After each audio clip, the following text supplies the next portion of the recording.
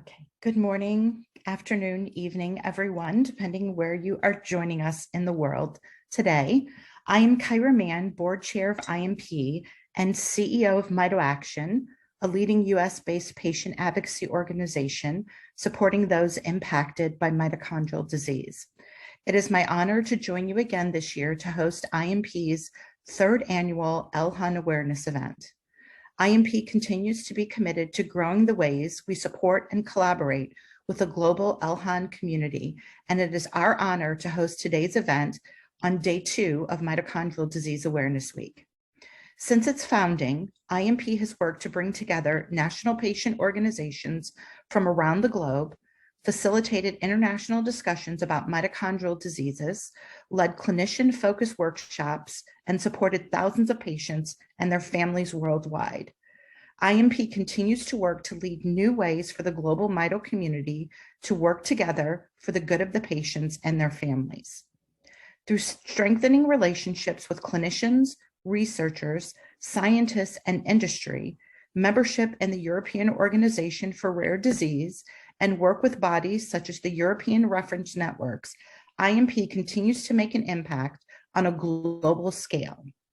With a mission to increase the quality of life for people with mitochondrial disease by facilitating cross-border cooperation and collaboration among national patient organizations, IMP facilitates the ability to share best practices and move forward the development of appropriate pathways and management of mitochondrial disease.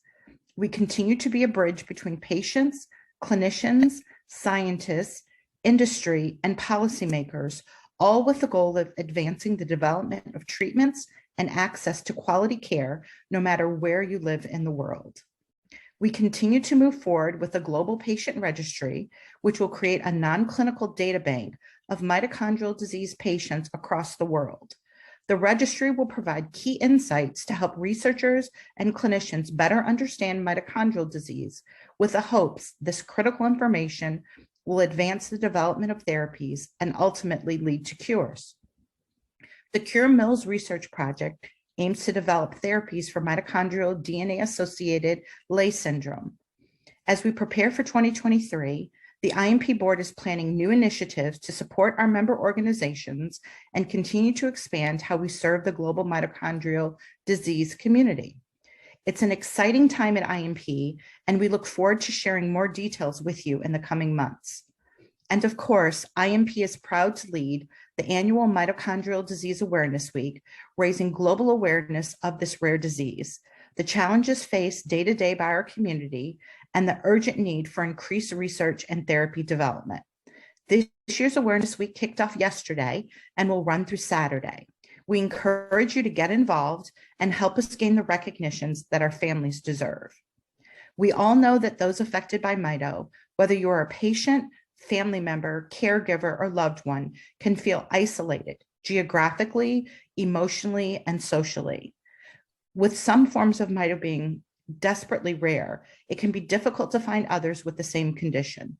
IMP is proud to ensure that we stay connected with one another, no matter where you are in your journey with Mito, because together we are stronger and we are all in this together.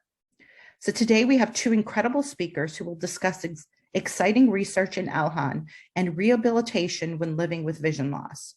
We encourage you to ask questions along the way using the Q&A option at the bottom of your screen. We will do our best to respond to as many inquiries as possible as we move through today's presentation.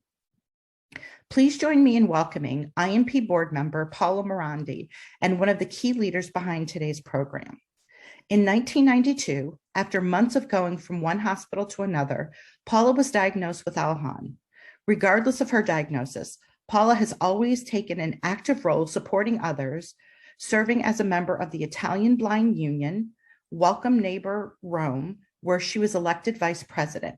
In 2009, she founded Vivi Vejo, a nonprofit association where she still is president and which organizes computer courses for the elderly, literacy and art competitions for schools in Northern Rome, awareness and training workshops on visual impairment, among other community support initiatives. In 2011, Paula became a member of MitoCon and continues to serve as a patient advocate for mitochondrial eye diseases.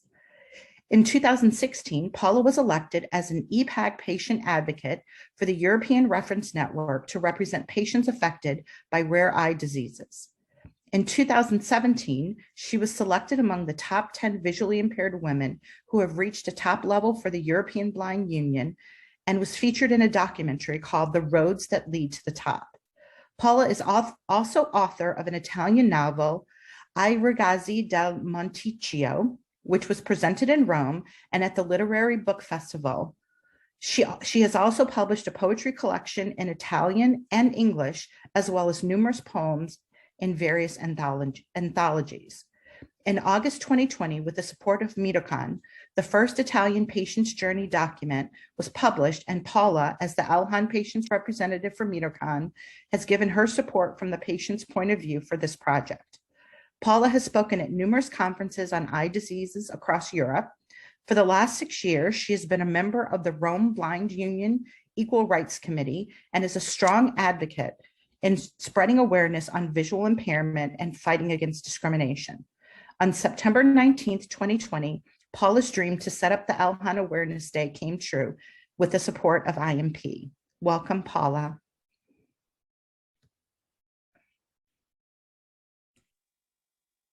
Thank you, Kyra. That is really too much. I don't deserve such a presentation.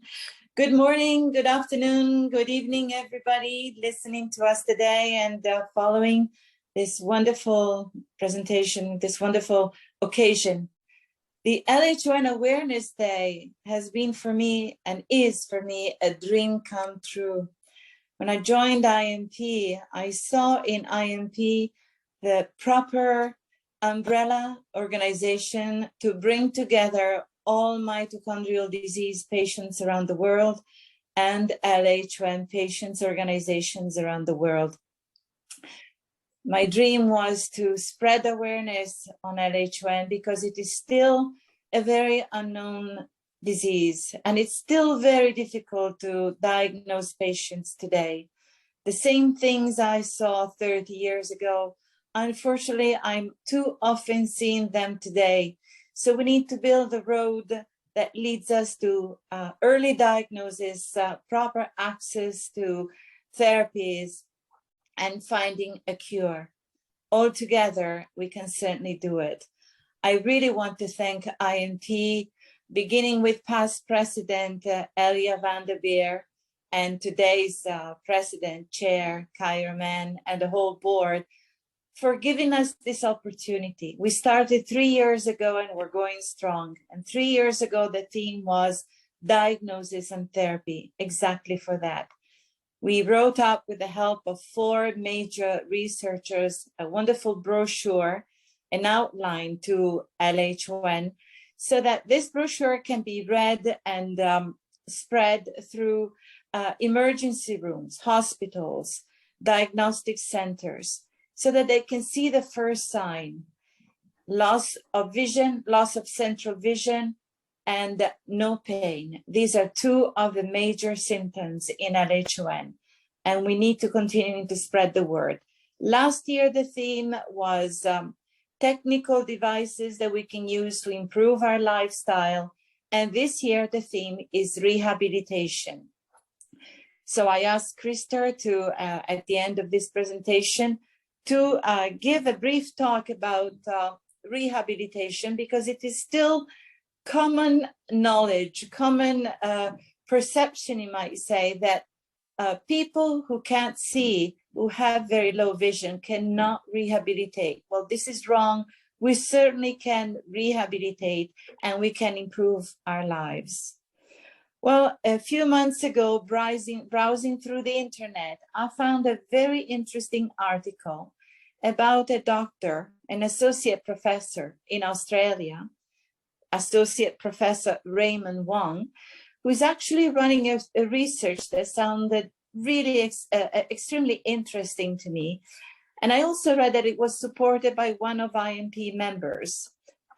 So I thought, well, why don't I contact him and see whether he can give a talk about the research that he's running today. So I would like to ask Kyra to maybe give a proper introduction to Professor Raymond Wong from the University of Melbourne, Australia.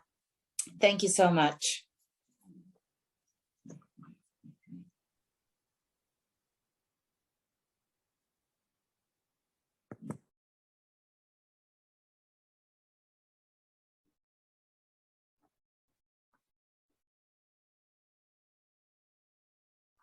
Kyra, are you there? I'm wondering whether Kyra's got a problem. Sorry about that. I was having some technical difficulties. So Associate Professor Raymond Wong is a principal investigator at the Centre for Eye Research Australia, the University of Melbourne, and a guest professor at Shenzhen Eye Hospital in China. He is a stem cell biologist with more than 19 years of research experience, specializing in cellular reprogramming and stem cells in eye research. He completed his PhD in stem cell biology at Monash University and was awarded a California Institute of Regenerative Medicine Fellowship to pursue overseas postdoctoral training at the University of California, Irvine, and a visiting fellow award to train at the National Institutes of Health. In 2013, Assistant Professor Wong joined CERA with the support of a Cranbourne Foundation Fellowship and subsequently established the Cellular Reprogramming Unit with the support of an MAWA Fellowship and a new investigator grant from the National Health and Medical Research Council in Australia. Please join me in welcoming Assistant Professor Wong. Well, thank you, Kara, for the very nice introduction. I want to start off by thanking the organizer, Kara, Joe, Paula, for organizing this event and for the invitation for me to talk about my research today. With that, let me share my slide.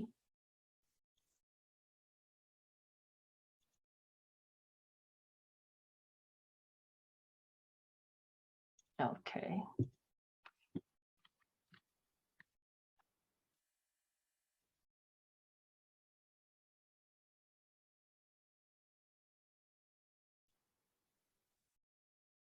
Okay.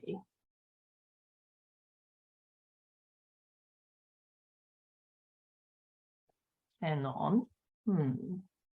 Sorry, just bear with me. Making sure I'm sharing the right screen.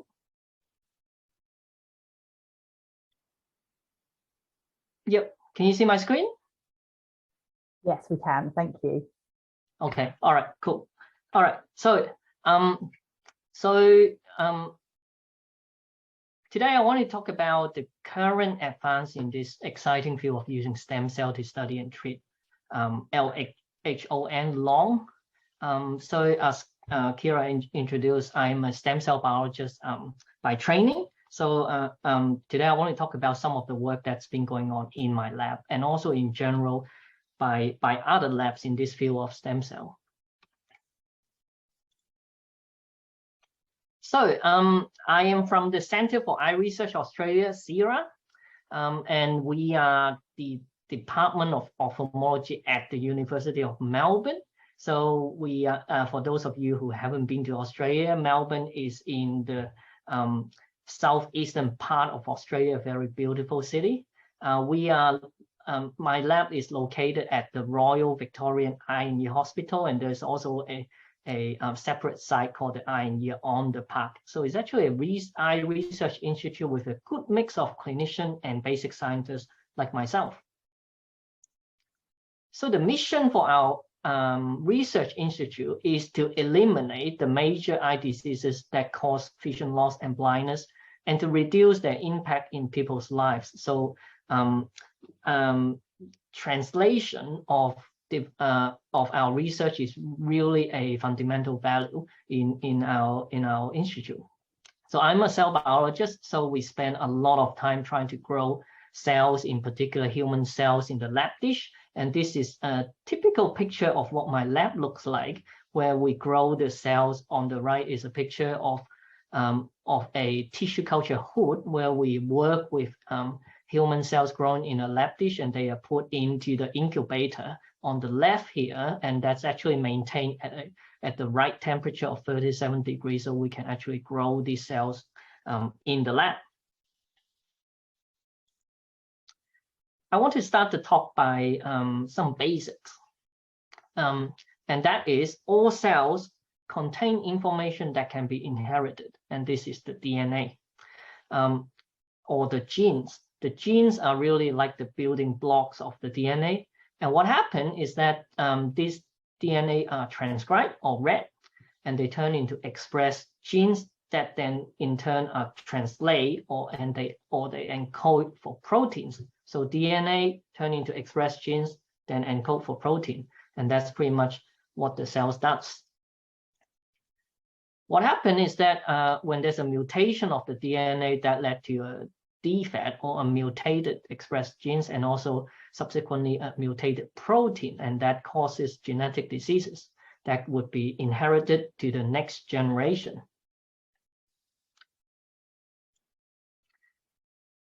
The second thing is that when we talk about DNA, there are two categories of DNA. One is the nuclear DNA, and the second one is the mitochondrial DNA. And the difference is this: all cells contain one nucleus, and that contains about 2,000 nucleus genes, whereas the mitochondria, there are only 37 mitochondrial DNA genes, and there are multiple copies of them within every single cell. I'm also showing a video here of what mitochondria would look like when they transport along human optic nerve cells that we grow in the lab. And this is very relevant to LHON or long Leber's hereditary optic neuropathy, because this is the most common mitochondrial DNA disease that we know of. It causes central vision loss due to the degeneration of optic nerve cells. And on the right here, I'm showing a diagram of the eye, and how the eye works essentially is that light travels through the cornea into the back of our eye and hit the retina, which is a complex tissue. What happens in the retina is there are a particular type of cells called photoreceptor that pick up that light signal and turn it into electrical signal. This electrical signal then get carried out by the optic nerve cells, which connect the eye to the brain and take this signal to the brain for us to interpret vision. And essentially, this is how the eye works. What happened in LHON is that we know the genetic cause of LHON, and this is caused by DNA mutation in the mitochondria, in particular in a building block called the complex 1 in their subunits. However, the issue is that we really don't understand the precise mechanism of how these optic nerve cells die or degenerate. And there's really no good way to study human optic nerve cells, in particular the ganglion cells in a LHON patient. For example, the DNA mutation that's causing the disease is actually present in all cells within the patient's body, including the heart, the skins, and so on. But for some reason, the mutation only affects the optic nerve cells, and that only caused the degeneration of the optic nerve cells, which really emphasizes that in order to understand the disease, it's very important to work with optic nerve cells, not necessarily other cell types. And then the other key problem there is really there's no cure once the optic nerve cells are lost. And so I want to talk about the potential of using regenerative medicine to address that, or at least the development in this area. And so I want to introduce stem cell. So starting off with what is a stem cell? So I think stem cell really have two interesting characteristics about them. And the first is that they can self-renew. That is, they can reproduce itself.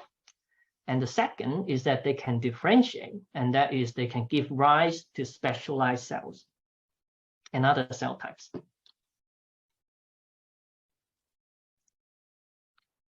And when we think about stem cells, generally they can be categorized into two types of stem cells. One is the multipotent stem cell, and then the other one is the pluripotent stem cells. Here is the difference. Multipotent stem cells are the ones that you can generally find within an adult. and they have limited differentiation ability. For example, within the brain, you can find neural stem cell, and they can turn into all sorts of neural cells, but only neural cells in particular. In the heart, there are cardiac stem cells which can turn into heart cells, and in the bone marrow, there are hemopoietic stem cells that can turn into blood cells. On the other side, we work with pluripotent stem cells, and these are vastly different in the sense that they are pluripotent, and that is they can actually give rise to all cell types in the human body. And I think this field really have advanced since the landmark discovery by Professor Shinya Yamanaka in Japan, who really discovered a way to generate a pluripotent stem cell called induced pluripotent stem cell, iPS cells in short. And again, they are very interesting in that they possess two characteristics. One is they can proliferate or can be grown indefinitely in the lab. That means it's actually unlimited cell source that we can keep maintaining and growing in the lab. And second, as I mentioned, is that they are pluripotent. They can give rise to any cell types in the body. And so what Professor Yamanaka find in his Nobel Prize winning discovery is that he developed a technology called cell reprogramming. And this is really a technique that allows us to reprogram cell identity by controlling the genes in a cell. For example, he find that in his discovery, he find that you can take a skin cells, and just by switching on 4 genes, OCT4, SOX2, KLF4, and c-MYC, he can turn skin cells into a pluripotent stem cell, the iPS cells. And this really allows us to do many wonderful things, including generating patient-specific stem cells. And this is a diagram illustrating the potential of iPS cells, the stem cells. And the key problem is this. For long, we want to really study the optic nerve cells from the patient to understand what's wrong with the cells, why are they degenerating. But the challenge is that it's almost impossible to ask a patient to donate their optic nerve cells. And so that presents a key problem and a bottleneck in the research.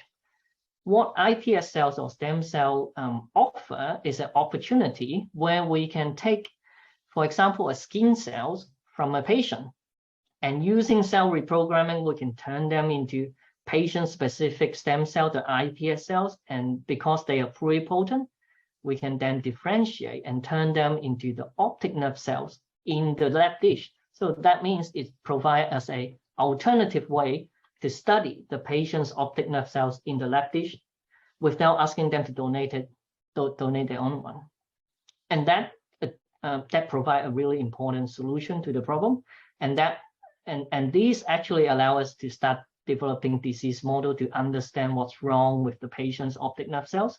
This can then be used for drug screening or testing gene therapy or genetic correction technology to see if we can fix the optic nerve cells. And once we fix that, there's also the opportunity to transplant these cells back to the patient as a cell therapy. So this is really overall the potential of using iPS cells to treat optic nerve degeneration. So in our lab, we have spent many years trying to make iPS cell, and so we can make stem cells using a variety of methods. For example, we can take a skin biopsy, and that is take a little bit of tissue from your arm. We can then grow skin cells called fibroblasts, and using reprogramming, we can turn them into iPS cells. Now, these are iPS cells.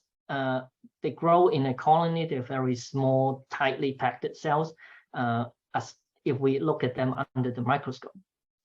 Secondly, we can also take a hair cell. So essentially just pluck a hair, and then you can grow hair cells in the lab dish called keratinocytes. And again, using reprogramming, we can turn them into iPS cells. More recently, we've started using blood cells, so in particular, the peripheral blood mononuclear cells, PBMCs, And again, using reprogramming, we can make iPS cells. And I list down here some of our published papers in generating patient-specific iPS cells. And so we really want to apply this technology in developing a stem cell model to study LHON. And so what we did in a published study is that we took skin cells from a LHON patient and used reprogramming to generate iPS cells. And on the left here, I'm showing some image of what the iPS cells look like. On the top panel are iPS cells that we generate from healthy individual. And in the bottom, I'm showing iPS cells we generate from LHON patients. What we're looking at here is really the expression for a stem cell marker. So this is really for quality control purpose, just to show that the stem cells we derive are of good quality. What's interesting and important in this sense is that we can detect the disease-causing mutation in the iPS cells from the LHON patient, but not from the healthy patient. So that's a good thing. And then after that, we wanted to find a way to turn the iPS cells into optic nerve cells, again, in the lab. But back then when we were working on this, there's really no good method of doing that. So we spent about 3 years actually developing a method to turn stem cell into optic nerve cells. And this is the result of it in a published study, in another published study. It's a process that takes about 45 days, involving a complex mixture of different growth factor and also extracellular matrix. But in the end, we get this beautiful optic nerve cells that, as I show on the picture in the left here, with very long axon that is characteristic of the optic nerves. And in other experiment, we show that the cells are functional, they possess electrophysiologic quality. So again, it means the cells we produce in the labs are of good quality.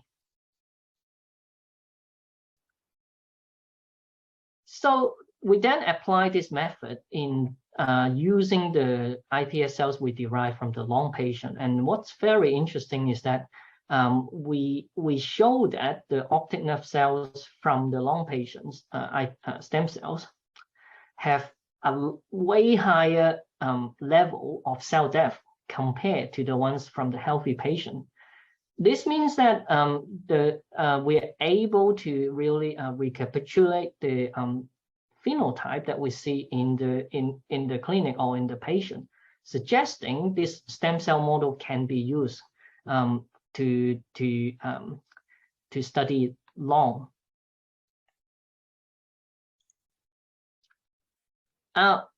We then use this model to test a genetic correction technique, and that is by replacing the mitochondria. So what we tested is a technology called hybrid, and this is really a method that allows us to replace the mutated mitochondria in the cell with healthy donor mitochondria, and this is how it works.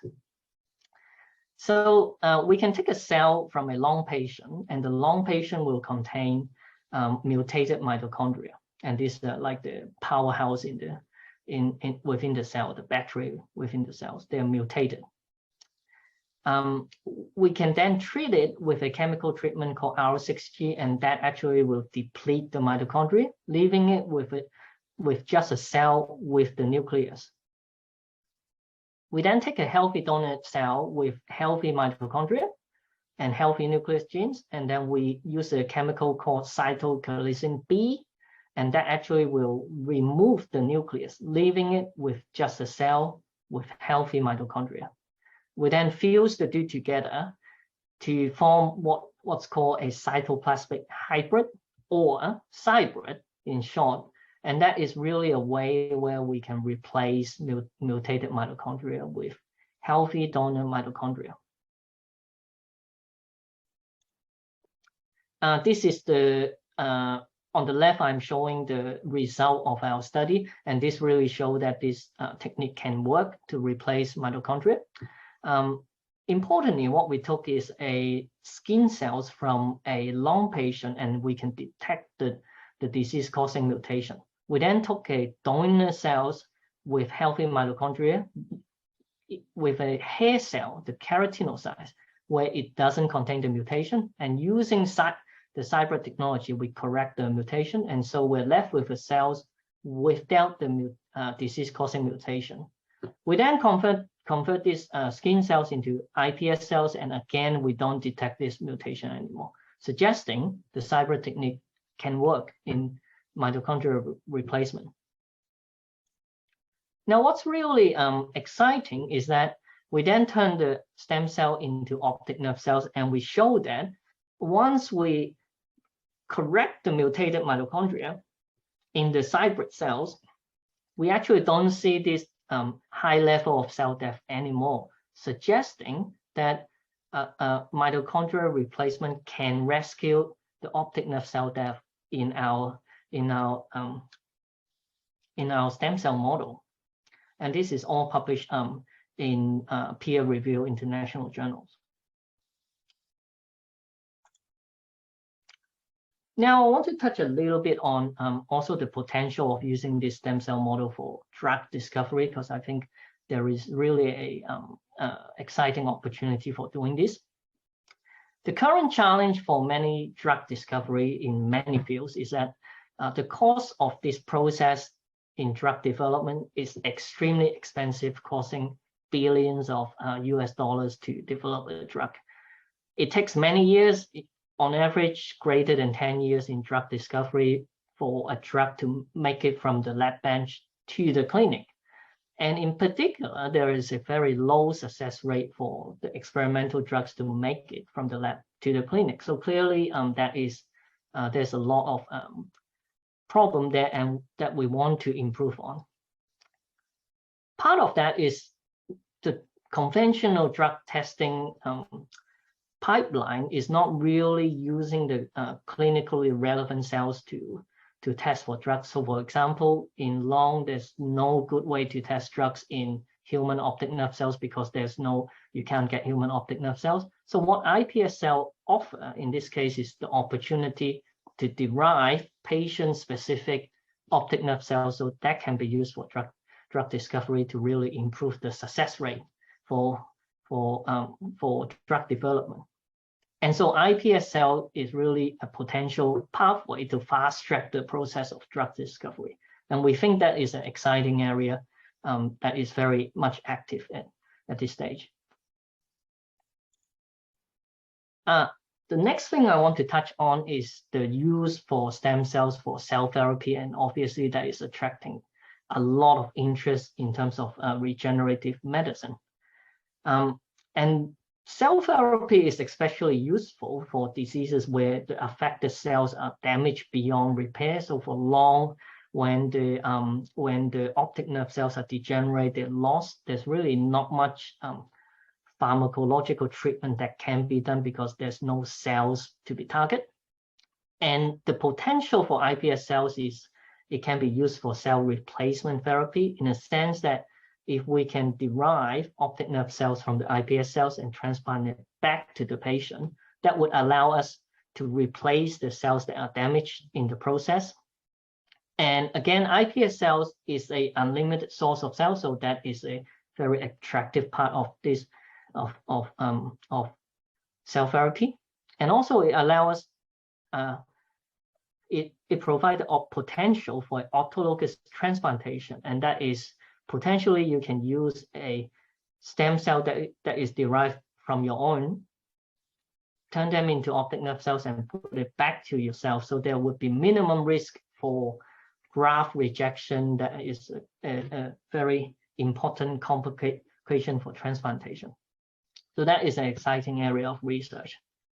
However, at the moment, there's no proven or clinically approved cell therapy using iPS cell derived optic nerve cells yet, but certainly a lot of work and effort is going into this area.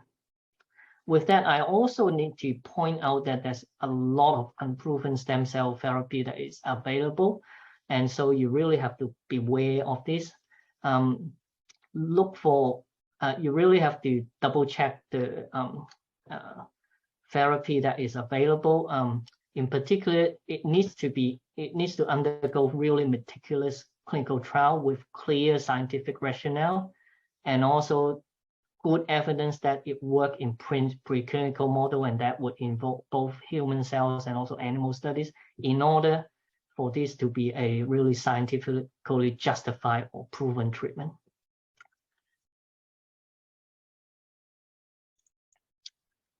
Now, the eye is a very exciting area for stem cell therapy, and one of the actually the first cell therapy for iPS cell is happening in the eye, because in the eye there's very good advanced imaging technique to track the cells following transplantation, and so in using cell therapy for retinal degeneration, there's actually a very advanced progress in that. But that is for turning iPS cells into another retinal cell types called the retinal pigment epithelium for the treatment for age-related macular degeneration. There are multiple clinical trials going on in Japan and in US, so very exciting, and certainly a lot of progress have been made in turning iPS cells into retinal cells for treating multiple degenerative diseases. What's more relevant here is the use for cell therapy for optic nerve degeneration. So on the bottom here, I'm showing a list of a table that summarizes some of the key studies that turn iPS cells or pluripotent stem cell into optic nerve cells and transplant them back to animal models. So these are preclinical studies. And there's certainly a lot of effort going into this area, but there are key challenges at the moment. And that a particular problem that is happening is that the cells can be transplanted, they can survive, they can integrate into the retina circuitry in some cases, but that is at a very low efficiency. So improving that efficiency for cell survival and integration would be very important. The second problem is that there really needs to be a good way to upscale the cell production for transplantation for it to be clinically useful in this sense. And those are two key problems in this area right now that a lot of researchers are trying to address. So with that, I'm coming to the end of the talk, almost the end of the talk. So in this talk, I've highlighted the use for stem cells, in particular, generation of stem cell using cell reprogramming, differentiation into optic nerve cells, and the use of it for disease modeling. And in our cases, we have tested genetic correction technique using hybrid, but I highlighted the potential for the stem cell model to be used for drug screening and also for cell therapy as well. I want to use the last slide here to mention the future of this, because there are some very exciting work that is using gene therapy to stimulate optic nerve regeneration. And this may be a future trend that we see coming. So when you think about optic nerve regeneration, it might not just be cell therapy, it could be a gene therapy. So the thinking is that this could come in a form where it's a treatment with an injection carrying a set of reprogramming genes into vision impaired patients, such as LHON. And that would allow the optic nerve regeneration to be promoted, and that hopefully can restore vision. And that is a very attractive strategy, because gene therapy using, for example, adeno-associated viruses is actually a clinically proven delivery method to the retina. So part of this delivery process has already been worked out clinically. And there are some really exciting experimental evidence recently that suggests delivery of reprogramming genes can promote optic nerve regeneration, at least in preclinical animal models. And these are some of the key studies here. So this is the area where my lab is very interested in and actively working on right now. So watch this space. I guess, gene therapy could be a potential approach in the future. So with that, I want to acknowledge the people that help with the research. So this is my lab. We have some really talented PhD students and also staff working on some of the work that I presented. And we work collaboratively with many labs around the world. In particular, for the work I discussed today, Professor Alex Hewitt is the ophthalmologist that provided a lot of the clinical samples. The stem cell model is heavily involved with as a collaboration with Associate Professor Ian Trans and Professor Alice Pepe. And also we work closely with Professor David McKee, which is really a leading figure for LHON in Australia. And we need to thank our funding support for making the work possible, in particular the Australian Mitochondrial Disease Foundation, which really supported our work with developing the LHON stem cell model. And with that, that's all from me, and I'm happy to take any question after this. Thank you. Thank you so much, Assistant Professor Wong. We are going to hold questions until after our next speaker because he's on a tight time frame. So if you have any questions, go ahead and enter them in the Q&A, and we will answer those, any questions, after our next speaker does the presentation. So joining us next is Krister Inde. At the age of 19, Krister began to struggle with his vision. It was 30 years later that he was diagnosed with LHON. In Sweden, Spain, Italy, and Jordan, Dr. Inde has been involved with starting up education and rehab centers for vision rehabilitation. In Sweden, there are 33 centers today providing assessment and low vision training. In 1975, he published the pioneering book, Low Vision Training, with his colleague, Dr. Bachman. In 2003, he wrote the books See Bad, Feel Good, now in 10 languages, and he himself is trying to do just that. Since 2003, he has been involved in the board of the LHON Eye Society in Sweden and was appointed Honorable Doctor in Linnaeus University in 2015. Krister is the owner of Indinova, a company that focuses prominently on work in low vision rehabilitation. He is a lecturer at Linnaeus University in Kalmar and German Jordanian University in Amman, Jordan. Please join me in welcoming Krister Inde.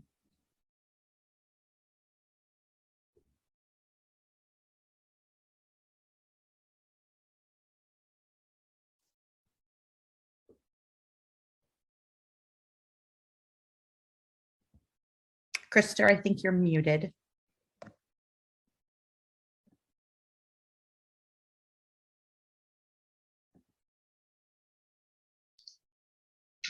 Do you hear me now? I can hear you now, yes. We can see you. We just need you to share your screen so we can see your presentation. Okay.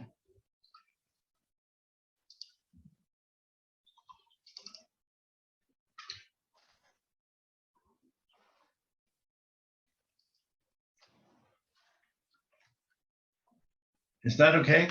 Yeah, you just hit the present button.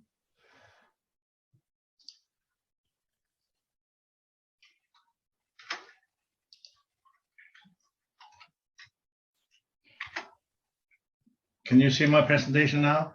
We can see it, but it's in editing mode. Well, I think you have to live with that. Okay, let's do it. Well, rehabilitation to me is something that you do in order to cope with your situation. I myself have visual acuity of 0.05, and it took 30 years to get my diagnosis in order to have a DNA test made in Copenhagen, Denmark. So my advice to people with LHON and with low vision is that you are not blind, you are visually impaired, or you have low vision. And in order to get a good life, you have to do something, and you have to love someone or something, or you have to have projects, something to look forward to. When you have low vision, or if you have LHON, you have a central scotoma, but you still have residual vision. I'm aware that some people with LHON have very little vision left. So they will have to use compensatory devices. But I have been working with people with central scotomas, and the others, persons with low vision, divide into people with nystagmus, with peripheral restrictions, with low visual acuity, or with visual field defects. But now let's concentrate on people with central scotomas. So my advice is that don't look at things you want to see. Look at the side and find your PRL. Well, the researchers call it PRL. It means preferred retinal locus. I call it best retinal area, because there is a best retinal area outside of the scotoma. And you can train fixation, and especially fixation stability, to see outside of the macula that is destroyed. Then you need 8 to 12 times of magnification in order to compensate for the lower density of cones outside of the macula, which is done with optics or with closed circuit television systems. I use both. And I can, with 0.05 or whatever you call it in the other parts of the world, read 100 words a minute, which is good enough. This is me like 5 years ago, and it looks sharp and nice, but when I look at myself, it does not. When I look at myself and use my central scotoma in the middle of my face, it blurs. I don't see how nice people look. And if I look down a bit. Krister, your slides Yes. are not advancing. You'll need to select which slide you're on the left-hand side where the list of slides are showing. We still see your first slide. There you go.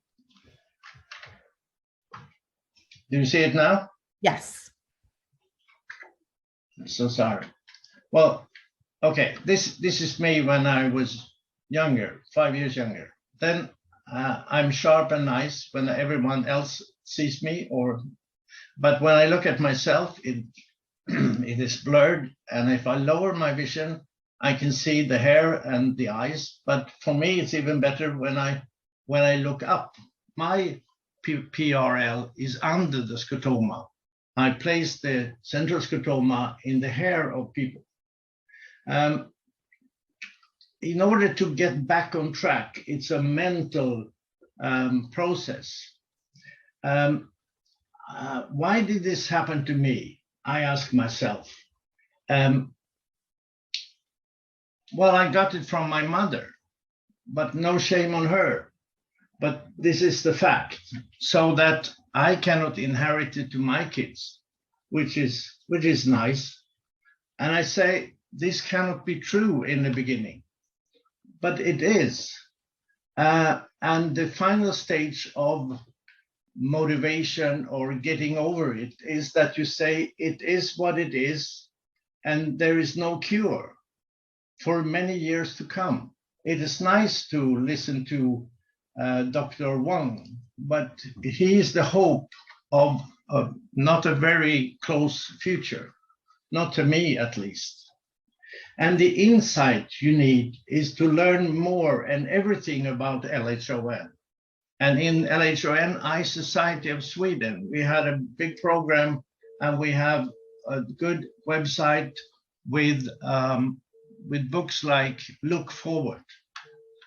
Well, of course, you cannot do that with LHON, but in a mental stage, you can do that. And you have to know more than your eye doctor, because eye doctors do not know very much about LHON, as you know. And there is much material to get into. And if you have this insight, my belief is that it can be a part of yourself. A negative feature can be a part of your personality. Still, LHON is very different from patient to patient, from individual to individual, and nobody knows why. some people are hurt more than others, depending on what mutation. But even in different mutations, you have different visual function. And vision function can be estimated by eye doctors and optometrists, but functional vision cannot. Functional vision is what low vision rehabilitation is about. And in the old days, we had blind and sighted people. Well, if you come to countries, when I came to the Middle East, the school for kids in Marka, in Amman, everyone was treated as if they were blind because they didn't know anything about low vision. So we scanned or screened the kids, and 80% of them could use their vision. So I say, use your vision as much as possible, but use it with the right technique. And it is not harmful to your eyes to use it.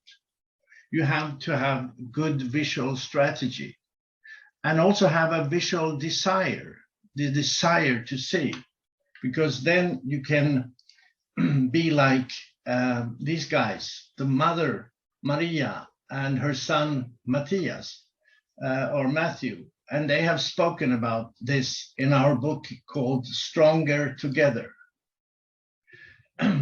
There is what the psychologists say, 4 steps to mental stability after a period of grief. Well, of course, you need love from your family, and you want your family to say, you are as good now as you were before. And then you have to get in touch with others with LHON who can be role models. My role model was not an LHON person because I didn't know I had a diagnosis by the time, but he became the Minister of Social Affairs in the Swedish government without any vision at all. But as he said to me, I don't think with my eyes. I use my brain to find out things.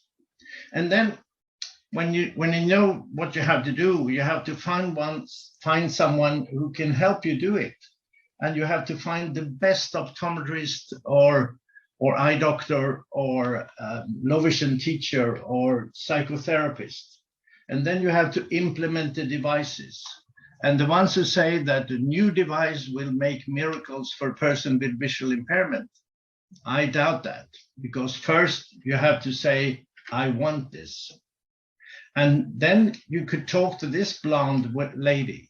In the LHON Eye Society, we have Agneta Beck Löwenbring, and she's a psychotherapist, and she has LHON herself, and she has a son with LHON. So she's a perfect person as a professional low vision psychotherapist, open, free of charge, with speech therapy or psychotherapy to people with LHON.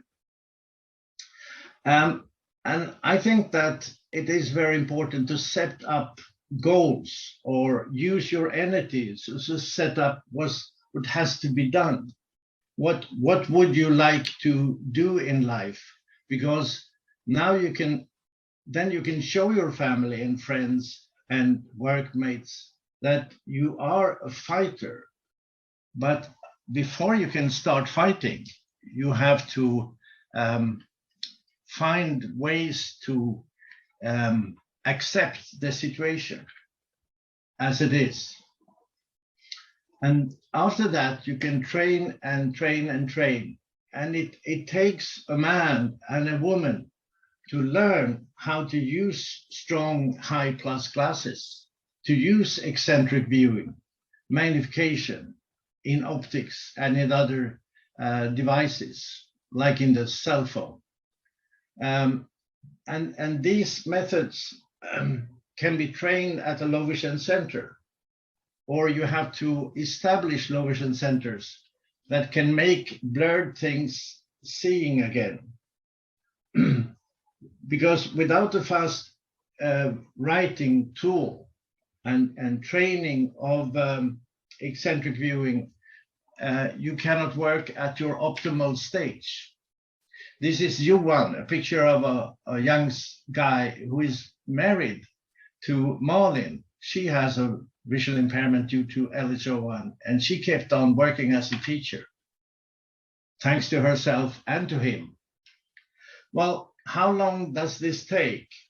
Well, I say it takes 2 to 3 months to learn eccentric viewing in a good way, with a good fixation stability. But things take time, TTT, and it had taken me a lifetime to work it out. And different tasks must be managed in different ways. You know, my vision has decreased because of cataract. So all the other things are happening at the same time, and I will do the cataract surgery tomorrow.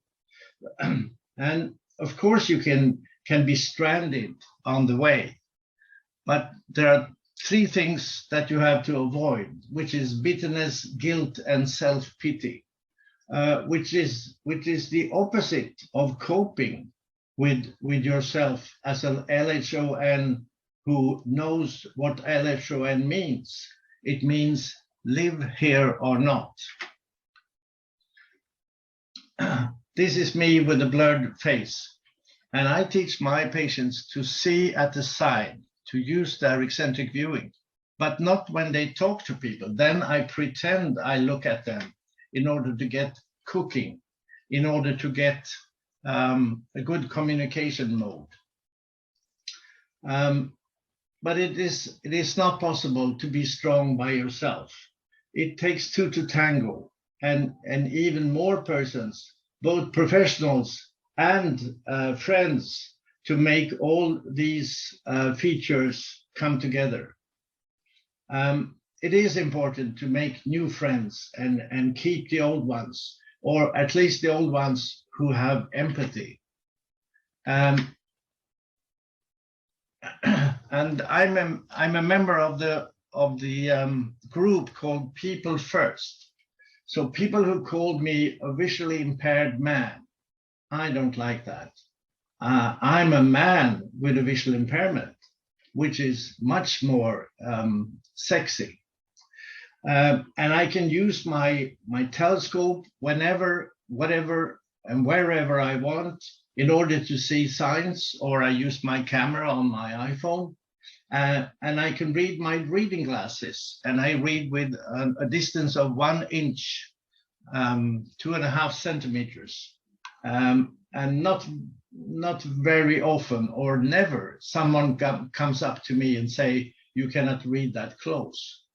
So I do it wherever, whatever, whenever. And my negative feature is not dominant in my personality or in my in myself. At least I hope not. And it is said by someone who wrote the preface in my book, See Bad, Feel Good, that if you don't accept your problem, then this problem is the problem. But if you do, then you can do whatever you like in life. So I'm sorry for my bad technical behavior, but you know what I mean. I mean that you have to go into a situation where you talk to yourself and others who have experience of LHON or central visual field loss, CFL, and learn how it works with eccentric viewing. Eccentric fixation is another thing. It is what people with strabism are doing with the strabismic eyes. We call it eccentric viewing. It is a trained eccentric angle of the eye in order to place the object, the picture, or the character, or the letters in a part of the retina where it is not hit by the optic nerve degeneration. And in this area of the retina, the density of cones is around 6,000 to 8,000 cones per square millimeter. In the macula, it's 180,000 to 200,000 cones per square millimeter. So, of course, it is not as good in quality as the macula, but still, if you put on 10 times of magnification, you can reach 0.5, which is enough to be able to read. In the old days, when I, in 1970, went to the children's school for the blind, then the eye doctor said that all kids who had a visual acuity below 20/200 or 0.1 should be reading Braille. Today we say then the kids should use their vision. Well, of course you can learn Braille if you like. It's not very hard. It was invented by a 16-year-old, but still you have to be able to use your vision efficiently. And in relation to other media, like talking books and voiceover and Zoom text and other things. And some people who have less visual acuity below 0.01 can use OrCam or other voiceover devices. But when you come to a low vision clinic in our country, all devices are almost free of charge and given to you as a loan if you can use them. So it's compulsory or mandatory to be able to use your devices in our country. Otherwise, you won't get them. So I call myself an expert patient, but I don't compare myself to everyone else. I am who I am, but I try to make people believe in their possibilities. And I get relief and good support and nice company from the LHON interest group in Sweden. We call ourselves Eye Society. But still, I want to live a full life outside of the world of the visual impaired, because visual impairment is just one part of my personality. But I'm glad to be able to share some of my ideas and some of my probably personal but good advice in the fight that you are doing. Because in the beginning, everything is broke and down and not very interesting. But you can make it. Someone said to me in the beginning that you are a fighter. So I will say to you that you are a fighter. And sometimes I meet people with LHON who has put their life on pause until researchers like Raymond Wong has solved the problems. But still, then your life goes. And if they don't succeed, why don't you put your life on instead of off and keep on doing what you would have liked to do no matter what? Thank you for giving me the opportunity to speak to you. I didn't want to be too technical, but eccentric viewing has made me not use a wide cane. It has made me take my bicycle and go in the traffic. My special object now as a low vision expert is to work with vision and driving, but I will never be driving again, that's for sure. But there are other persons in my family who are better drivers than me. So you have to use the best device possible, namely your family and your good friends. Thank you. Thank you so much, Krister. We appreciate your insight and not being limited, right, by your diagnosis and being able to live your best life despite having the diagnosis. We appreciate your insight. So we're going to take a few questions now. Krister, we'll start with you because I know that you're on a limited time frame. The first question that came in for you is, can you recommend where we can get more information about rehabilitation resources? Well, it depends on which country you live in, you can get my email address, and I can forward this information to you personally because of what I know about the situations. Like in Italy, I think you should go to Mario Brogini or Dr. Gianfrancisco Villani, and in the United States there are other things. So my email address is Krister, Krister @inde.nu.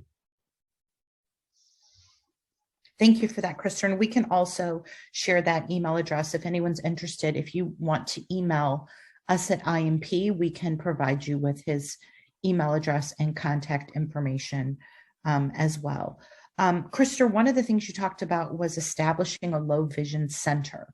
So if you are in a country where a low vision center doesn't currently exist, what would be the first steps that you would recommend someone take to get that in motion and finding out how to do that in their country? What we did was to go to the eye doctors in our country, to their association, and say, why don't you have access to cures, or what do we call it, things for patients, for every patient. So you have surgery, you have medicine, you have drops, but you don't have low vision rehabilitation. So then the eye doctors, some of them got interested into low vision and set up low vision clinics within the eye clinic. So I think that an eye clinic without a low vision or a vision rehabilitation department is not really a good, complete eye clinic, because you have to make them interested. Or what we did in other countries, like in Spain, we went to ONCE, to Organización Nacional por Ciego Español, and said that you are only working with blind people. What about working with low vision people? And in Jordan, we went to the school for the blind and said, why don't you get things for your kids who can use their vision? So it's different in different countries. We made a big seminar in 2004 and made low vision rehabilitation in 3 different stages, and towards an impact of reduction of low vision rehabilitation. And now the second generation of low vision rehabilitation is coming into account when my colleagues and myself are retiring. So it's up to now the next generation to keep up the good work. We have a master's degree in Norway for the Scandinavian countries in vision rehabilitation at University of Kongsberg. Amazing. That's amazing. Okay, the next question that I have is for Dr. Wong. Dr. Wong, if you would mind turning your camera on and joining us again. Yep, I'm here. Yep. Yes, wonderful. It says, thank you so much for your presentation and the exciting advancements. Could you please elaborate on how you are creating the hybrid cell with clean Mito genes, how replicable that process is, and what types of partners you are seeking to take this approach forward? Yeah, so the hybrid technique that we're using is really a technique that we apply to cells that we grow in the lab dish. So as I mentioned, we're really using treatment to take away the mutated mitochondria in the cells with long mutation and replacing it with healthy mitochondria. So that is really a rather artificial process or technique that can be applied to cells we grow in the lab. We've kind of spent a long while trying to work out a way to apply that in vivo or in the body, but there are a lot of technical challenges, and I don't think anyone have ever find a way through yet. So at the moment, this is more of an experimental technique, and moving forward, how to translate that, I think we have a lot of hurdle that we need to overcome. In particular, how do we really remove the mitochondria with mutation in the optic nerve cells within the eye? Though we don't really have a clear answer to do that at this stage. So really, to sum it up, at the moment, it's more of experimental technique that works in the lab dish. Yeah. Wonderful. Thank you for that. The next question is, there are certain projects around the world with organoids. Have you worked with stem cell directly on these organoids produced from skin cells? Yes. So organoids are certainly a very exciting progress from the stem cell area. So these are really for those of the audience that are not familiar. The iPS cells have this tendency to self-organize, and there is a current advance where you can actually develop them into a small 3D structure that resemble the retina, called the retinal organoids. And they're amazing in the sense that they have pretty much a similar structure to the retina. You have the optic nerve cells, you have the photoreceptors, the bipolar cells in between. So they allow a really good way to model the retina in the lab dish. We have generated retinal organoids and have utilized that for disease modeling as well as for testing some drugs. But in this talk, I was talking about more of a enriched culture for optic nerve rather than organoids. You could get it in organoids and the attractive part of that is you can study interaction between the optic nerve cells with the neighboring retinal cells, because that is available in a 3D structure in this sense. So yes, we do work on that, but more for disease modeling in this sense. Yes. Great. The next question is, what do you foresee as a potential consequence from your study in non-chronic patients who have lost their vision for more than 10 years? So for patients who have lost their vision for a lot longer, I think the potential for regenerative medicine is there for replacing the cells that are lost, because there is really not a lot of approach that can address that. So this is an area we're interested in. Having said that, as I mentioned in my talk, I think we are still very far away from getting to a clinical treatment. This is certainly something we really need to push hard, and it's not happening fast enough. But there are hope, I think, in moving forward with a regenerative approach to really derive cells that can replace the optic nerve that are lost, that is causing the vision impairment in this sense. Yeah. Cell therapy is a attractive approach, but more recently we're looking at gene therapy approach as well. Yeah, but still very early on in the research, but we're certainly excited that the field has come a long way, I think. Yes. Mm-hmm. Absolutely. One of the questions that came in that says, do you anticipate that people living with LHON would need to have one injection or therapy, or would this be something that would need to be repeated multiple times? Or maybe you don't know that at this point. So, sorry, that's for me, is that right, the question? Yes, I'm sorry, Dr. Wong, yes. Oh, yes, sorry, yes.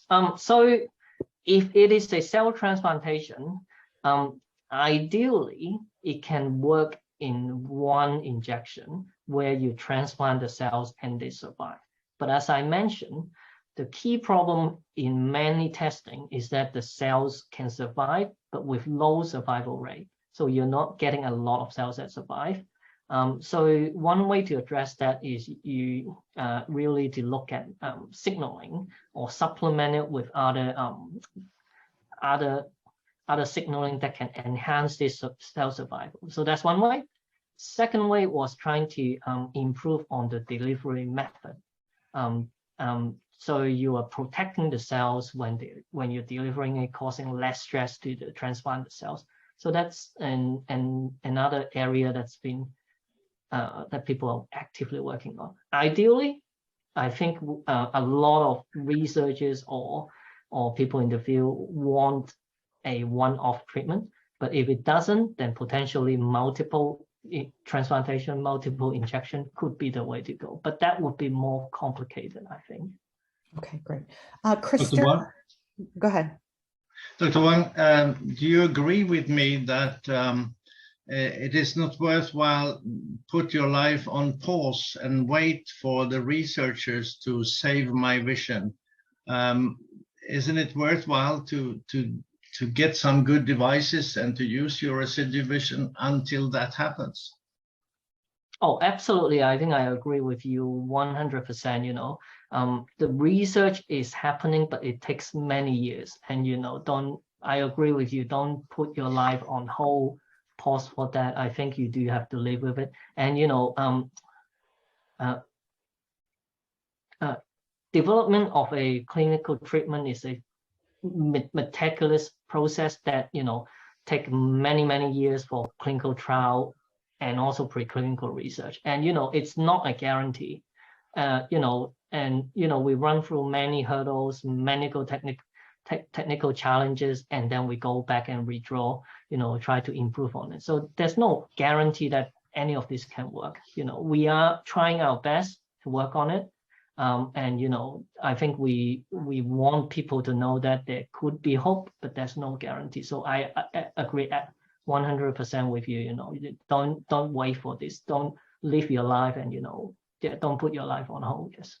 We are very appreciative that smart people like you would involve in research in LHON, and at Karolinska Institute to provide the Nobel Prize. We have 2 LHON doctoral students, and I would be happy to put you in contact with them. And as a matter of fact, we have very good contacts with our doctors, our neurologists and eye doctors. So today at 6 o'clock in Stockholm, we will run the mitochondrial race together. So we are good friends and understand each other. Oh, thank you. No, yeah, please do. I will be very happy to, you know, connect with. Yeah. What is interesting is that the company who makes the good optical devices, which is called Multilens, do not exist all over the world.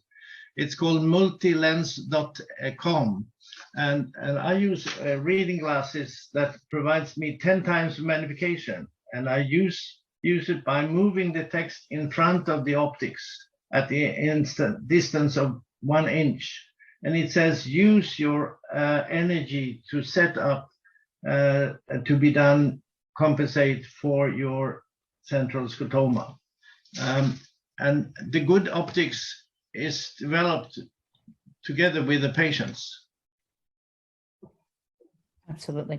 Krister, the company that you're referencing to, Multilens, I believe you said, is that a device that you need a prescription from a doctor for, or is it something that patients can log onto their website and just order? It is good to have it assessed by an optometrist. Okay. Wonderful. Could you repeat the name of that company one more time? Multilens in one word. Multilens. Multilens. Yes. Wonderful. Thank you so much for that. And just to clarify for Dr. Wong, so, you know, for those who aren't very familiar with the clinical trial process, you're in the preclinical trial process, right? And if you can kind of explain where you are on the clinical trial continuum for people who are incredibly anxious for an outcome of what you're researching. Yeah, so we are early at the preclinical stage, so not at the clinical trial yet. And, you know, if all goes smooth, then, you know, this could go to clinical trial, but we are still at the early stage. Yes. Wonderful. Thank you for that. Krister, a question came in for you that says, do you think that an international patient's journey for LHON defining the various outlines could be useful? Of course, I would be happy to write that. Wonderful, thank you. And another question that came in from a mom who is asking about like anxiety and mental health issues and just kind of how to best manage that, not only for herself, but her sons as well. So multiple members of the family are struggling with LHON. So what are your recommendations to try to balance that for the family? That's a good question, especially in relation between mother and kids and mother and sons, because the prevalence of LHON is higher in boys and then in girls. And in my family, we have 3 brothers, so it cannot go on anymore. But it is a problem or an issue that we as an organization has said has to be put in first place, because as I've tried to emphasize it, it's not possible to work with yourself or your situation unless you have come to the conclusion that it is what it is, and now I will learn what can be done now or in the future. And then you have an assessment with a low vision optometrist, and to have a low vision and visual field diagram, so you know what is wrong with my eyes, what part of the retina is gone. I prefer, of course, the old Goldman perimetry because it showed the design of the central scotoma.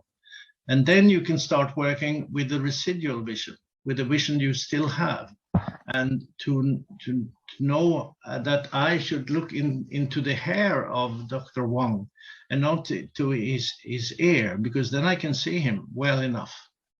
The PRL, or the best retinal area, is there to be found. We have certain tests for that also, but you can find out yourself in what angle you can see the best. When it comes to the situation where mothers and parents want to do everything for their kids, the best thing they can do is to say to them that you can do it, and you can do it by yourself. Of course, I was fortunate to have a twin brother, and he said to me, come to the university and study, I will help you. And I did that, and he didn't help me, which was a good help. But still, I've been working in advertising agency, and I've been doing different kinds of stuff. And I always say my vision is poor, but I've been able to be a rich man, both in love and money, dependless of when it comes to my bad vision, because I don't use my eyes to think. Right. And you're focusing on your abilities, not your limitations. Well expressed. Yeah, absolutely. Dr. Wong, I have a couple of questions for you as well. Can you answer a question about mitochondrial DNA, and will a mother always pass an LHON gene to all of her children? Yes, so it does get carry over to the next generation, but you are best to talk to your doctor about this, actually. Yeah. Wonderful. On the next, but isn't it true that all kids will get the mutated mitochondrial mutation, but not everyone will be triggered to get the diagnosis? And the problem is that we don't know why the persons with the mutated mitochondrial disease will get the diagnosis. Right. Okay, so next question for Dr. Wong. If someone participates in a gene therapy approach, would that harm their ability to be part of a future stem cell approach when it becomes available? That is a specific question to do with the clinical trial design. So usually different clinical trial would have different criteria for patient intake. And so you may or may not be eligible. It's hard to say. It really depends on the design for it. So for example, they could be looking for particular patients with who lost their vision for a number of years.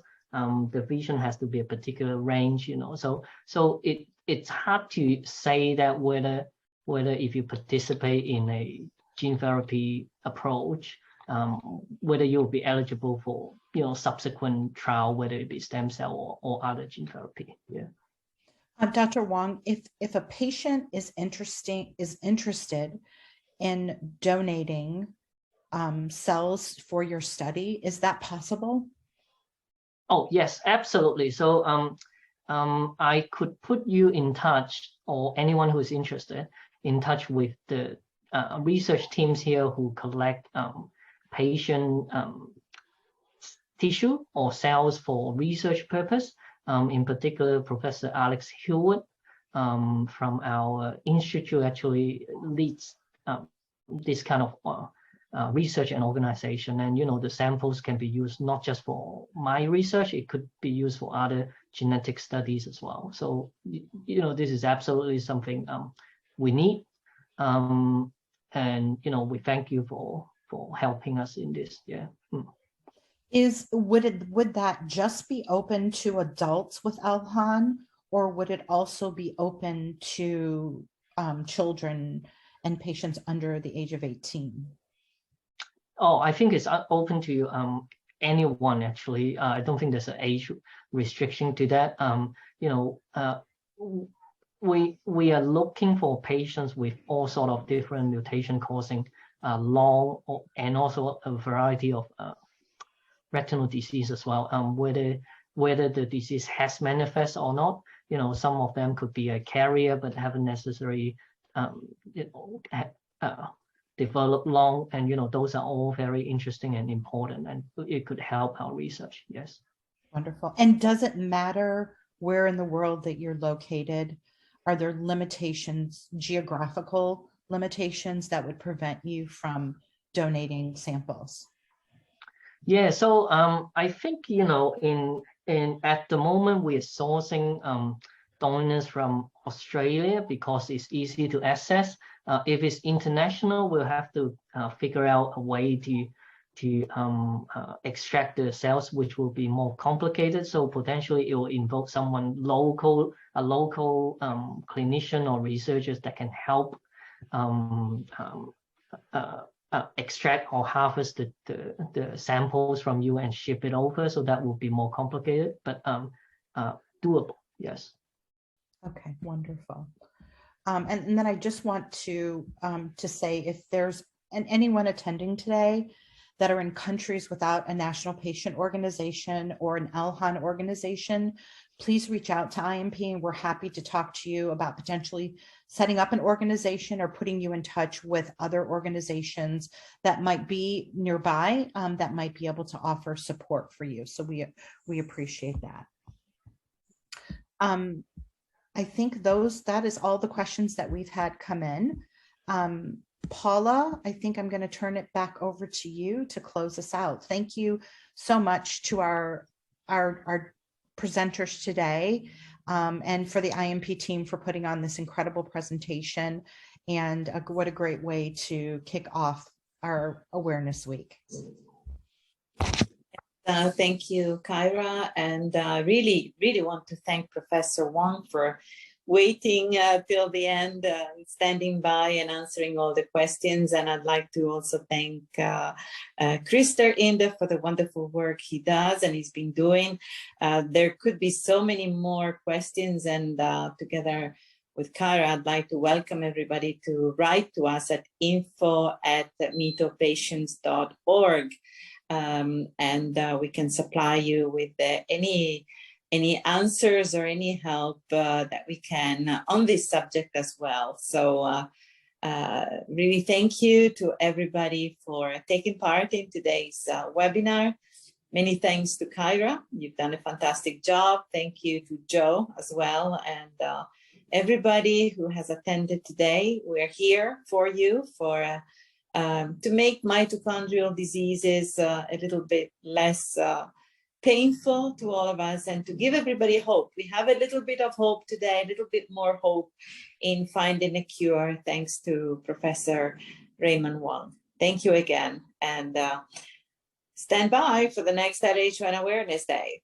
Yeah. One more announcement before we sign off, Paula. I just want to remind everybody attending and to share with others who may not have been able to be here with us today that we will be sharing the recording of this presentation on the IMP website in the coming days.